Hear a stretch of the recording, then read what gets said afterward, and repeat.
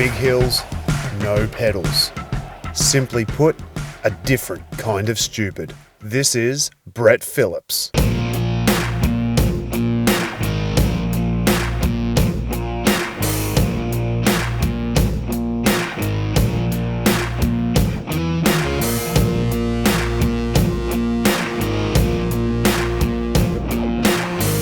We first saw gravity bikes around 1986 in a small article in BMX Plus magazine. Yep.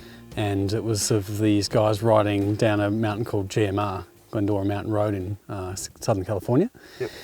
And we were just intrigued. We were just taken. We were hooked. Coming from a background of growing up riding motorbikes and racing BMX and all those things, it just combined all of the things that we saw, all the things we loved about the speed, the precision, the fun, the adrenaline all together. And we thought we have to give this a go. And it was really evolving out of a BMX culture in the early days, where people would, the riders would flip the BMXs upside down and slow the steering head angles down. And we saw that and we just thought, let's do that and take it to the next level. Yeah. And whereabouts were you sort of taking place with all this? I mean, where you grew up, or were you having to travel at that stage to do it? We grew up in the north of Melbourne in Australia, in a really hilly area. And we were just surrounded by these amazing hills. And back then we just thought, how fast can we go? So we were building bikes, to do things differently and, stripping down to our underwear to go faster, less drag. And it got so competitive that the faster someone went, the faster you had to go. So it was just about building and developing and thinking about things, from that sort of motorbike background about how we could develop a BMX or a bike to go that fast. So it was just growing up in that area with the hills that just started the obsession. And what sort of speeds were you sort of like you were saying, you're 15, 14 years of age? Yep. What sort of speeds were you at the kids taking to? Well, on some of the hills, when you're in your boxer shorts, 90 kilometres an hour feels pretty fast, So we were getting around 100. We could never really break the 100. That was that mythical speed that everyone wanted to get. Yeah. And over the years, we gradually got better, better components, and we made things a bit different and more aerodynamic, and started testing them against each other. But there was a core kind of group of us led by Gons One, Peter Casati, who really started pushing the envelope and getting us to go quicker and quicker and quicker. Yeah. And where were you sort of basing yourselves against the guys over in the US? Like, were they on the next level, or were you sort of trying to get up to that level? Well, we think so, because back then you got to remember it was pre-internet. So we were getting our magazines and trying to digest all this information and to see what they were doing, and kind of looking at these pictures and figuring out, what hubs they were running, what brakes they were running. It was sort of the way to do it back then, wasn't it? It was always magazine driven. You had the pictures up on your wall of all these guys doing stupid stuff. Yeah, absolutely. And really driving where your passion was going every time. Yeah, so you'd see, you'd wait another month for another magazine to come out, and if you're lucky enough, if gravity bikes were lucky enough to be featured, then it was sort of exponential. You'd get that and you'd latch onto it, and then all of a sudden, fairings had come along, and you'd wonder how they moulded them and what materials they were using. So it was just a constant evolution of fast. Well, that's exactly right. Yeah. And speaking of the evolution of them, you just mentioned then about the fairing style bikes and all that. Obviously that means they come into different categories. How does all that work? Yeah, well, it evolved pretty quickly, as I said, to a point where people wanted to go faster and faster and faster. So when they introduced full fairing bikes, it kind of blew away the guys that weren't using those fairings. So the IGSA, the International Gravity Sports Association, back then sort of came along and started to create a rule book to give it some formality. Yep. When they started, competitively racing the class, and then there was a big distinction in non-fairing and fairing bikes. Yep. We haven't seen some for a long time. They're out there in someone's garage, gathering dust somewhere. But well, I believe there was the Hutch, wasn't there? There was a Hutch, the full super fairing, bike, they called it at the time. But really, it's just evolved. The IGSA rules really now determine fairing widths and things and fairing sizes for non-fairing bikes and fairing bikes. So, at the moment, the most popular form of the discipline is the unfairing category. Yep. So, what are some of the rules or regulations on a non-fairing bike? Okay.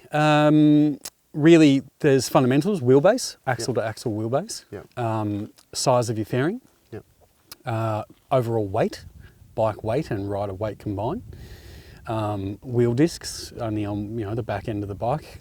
So pretty fundamental. Anything within those sort of parameters. And is wheel size, tyre size, anything like that? So we run maximum of 20-inch wheels. Yep. So traditionally BMX wheels with now mountain bike brakes, disc brakes, front and Yeah, back, Yep.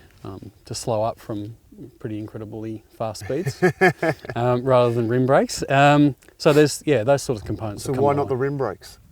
Structural integrity? is a good way to put that. Yeah. Okay. Yeah. So you've had a few issues with that. Yeah, in the early days when we were running rim brakes, 2 sets front and back, wearing down the sidewalls of your deep Vs, your velocities. And because we run such incredibly high, 110 psi, 115 psi in front and back, that the structural integrity of the walls of the rims are just sort of reaching their limit. So we didn't, save the rims, save the safety first, and really look at the disc brakes to give you that advantage. Yep. Yeah. So you've obviously been travelling around a fair bit with this Gravity bikes, and Yep. I've actually travelled with you quite a few times. We've done quite a few races We have. together. Some of the places that you get to, like what distinguishes a great Gravity bike racetrack? Yeah, well, it's really diverse. So it depends on the kind of bike. Yep. Some people are still running BMX bikes and with a really short wheelbase and twisty roads and tracks suit that. Whereas something like the bike that I'm riding, custom-made bike of particular length, is really suited to long, open, windy roads. Yep. So we've travelled. We've done Portland, Oregon in the States for the World Championships. We've done Bathurst, Australia. The amazing hill there, Conrod Straight, yes. Conrod Straight, the home of speed. So we've done those sorts of tracks as well. We really search, it's a constant search for new hills and new roads. Yeah. Most of the time we're training on open roads, so safety is a huge factor. Yeah. And then when we get to competitive racing, it's closed road circuits and tracks. So Yeah. it really comes down to the kind of bike. And how do you go with the training side of things when it comes down to using roads and all that sort of stuff? Yep. How does it go law-wise Yep. in your favour? Well, we tend to consult a lot with local councils to make sure that we're seeking permissions where possible. And for those times that we can't, safety and rider safety is the top priority. So, the team and the crew and the people that really undertake the sport, we'll have things like walkie-talkies top and bottom. We'll have, the lollipops to make sure that we're, where possible, we're slowing cars down and making them aware that we're around and we're Yep. riding. But wherever possible, we're working with local council to make sure that it's a really safe environment for everyone. Now, we were talking earlier too that the World Championships, the IGSA Championships, that you are actually being a former champion yourself, two-time champion and Australian champion. Yes. What did it take to get to that sort of level? Where did you have to travel and what did you have to do? Well, the first World Championships were in a place called Mary Hill, which is in north of Portland, Oregon in America. And Portland's got an amazing bike culture. And I travelled to the States in 2008 and was fortunate enough to win the 2008 World Championship, IGSA. I was then also lucky enough for the World Championship to come back to Australia the following year in 2009. And we rode at Mount Panorama in Bathurst and we won that round there.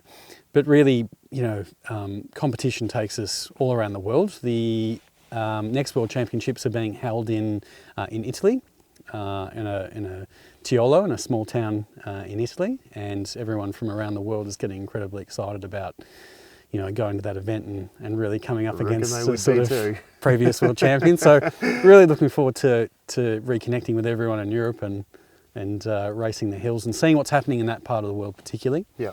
Out here in the Antipodes and kind of down in Australia, we don't get really exposed to what's happening throughout Europe that often, so it's nice to be able to make the Well, on trip. a world scale, how is the gravity bike scene shaping up? Oh, it's flourishing. It's Yeah. just a renaissance. We went through a little bit of a lull there for probably 5-8 years, and now there's a resurgence.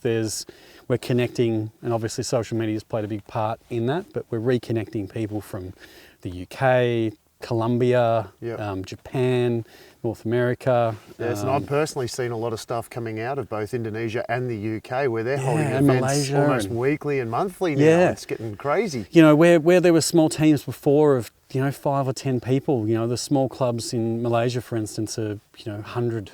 Yeah. 50 to 100 riders. So it's really exciting to see. I've been committed to promoting and just canonising the sport for the past 30 years, and it's really good to see it finally have a bit of a renaissance. Yep.